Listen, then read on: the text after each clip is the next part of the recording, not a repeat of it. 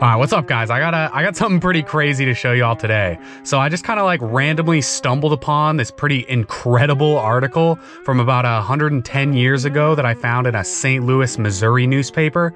It's a literal full page of this guy who calls himself Professor Julian Korsky trying to define what makes a funny joke, complete with charts and examples of both good and bad jokes. And it is just amazing to look through. Like, look at this. Here's his formula for making a good joke. You gotta have a perfect balance, a critical mixture of pleasure, absurdity, and surprise.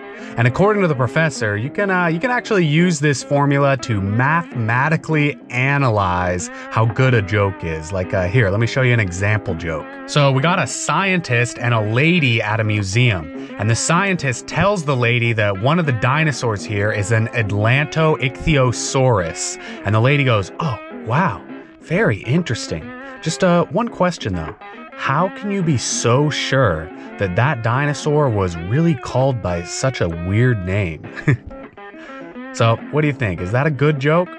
Well, according to the author, no, it's not. In fact, that joke is exactly 33.3% funny because, well, it does have a very large amount of absurdity. It's really not all that surprising or all that pleasing, which results in a very small amount of comicality, as indicated by the very small blackened space at the intersection of the three circles. Or how about this? Here's the classic mother-in-law joke. A man stopped another man and said, "How is your mother-in-law?"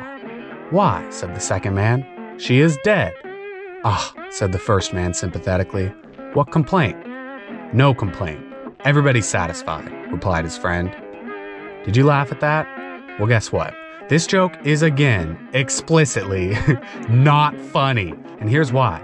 You see, well, this joke has a very big pleasure circle because mother-in-law jokes are very familiar, and a large absurdity circle because of the wordplay. It also has a tiny little itty-bitty surprise circle because, again, mother-in-law jokes are so common and so boring that they just can't be funny anymore. So this joke is only 66.6% funny. Look at this picture of a lady with a cat head. It's absurd, it's surprising, but it's not funny because it's just too ugly. Like, we're missing the third variable here. Looking at this picture produces no pleasure. It's just too gross. Same thing with this picture of a woman with a pumpkin head. Again, not funny, no pleasure.